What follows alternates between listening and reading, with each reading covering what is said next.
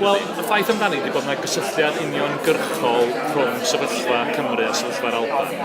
Fwy felly na Lloegr, achos mae ffordd mae Cymru'n cael ei ariannu a'r ffordd mae'r Alban yn cael ei ariannu yn gysylltiedig efo'i gilydd. A beth da ni'n wybod ydy bod Cymru'n cael cam a mae'r driniaeth yn hael iawn i'r Alban.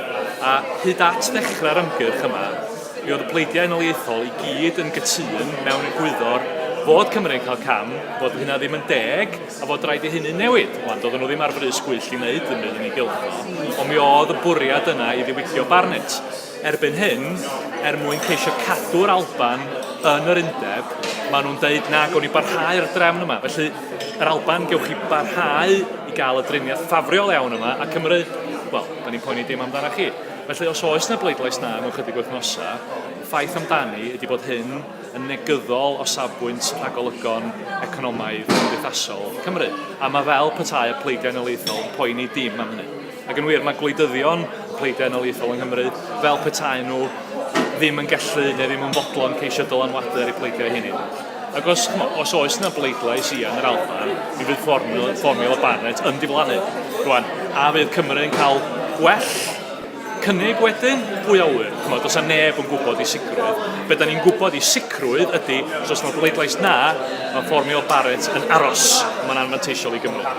Mae Barnett wedi bod yn problem i Gymru ers tro byd, ond mae rhaid ni gofio, mae bach yn naif i feddwl bod nhw'n mynd i gweud wrth pobl yn yr Alban bod nhw'n mynd i diwygio Barnett just cyn referendum. Dwi'n meddwl bod rhaid ni fod yn realistig.